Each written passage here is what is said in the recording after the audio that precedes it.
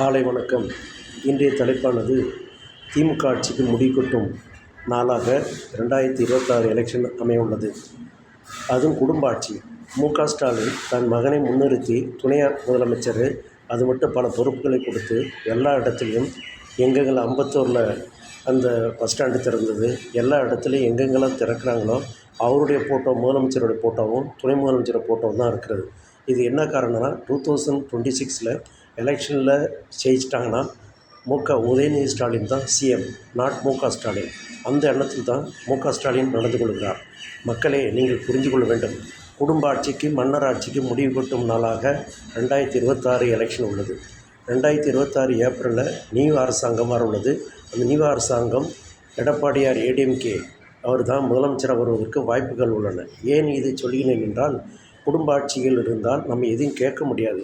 எங்கே சென்றாலும், போலீஸார் சென்றாலும், எங்கே சென்றாலும் அவங்களுடைய ஆதிக்கம் அதிகம். கனிமொழி இருக்கிறாங்க, தயாநிதிமா இருக்காங்க, கனிமொழி எல்லாமே மொத்த பேரும் குடும்பத்தில் தான்.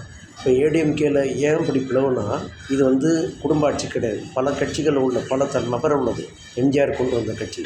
அதனால் டிஃப்ரென்ஸ் ஒப்பீனியன் இருக்கும், கருத்து வேறுபாடு இருக்கும், பிரிஞ்சு போவாங்க. ஆனால் டிஎம்கேல யாரும் எதிர்த்து பேச முடியாது. அந்த குடும்பம் தான். கருணாநிதி அடுத்து மு.க. ஸ்டாலின், உதயநிதி ஸ்டாலின் இப்படித்தான் அவங்க அரசு ஆட்சி பண்ணி கட்சியை நடத்திக்கிட்டு கட்சியில் இது பணத்தையும் ஒரு சொகுசாக அனுபவிச்சுக்கிட்டு ஆட்சியும் பண்ணிகிட்டு இருக்கிறாங்க. மக்களே கொஞ்சம் புரிஞ்சு செயல்படுங்க.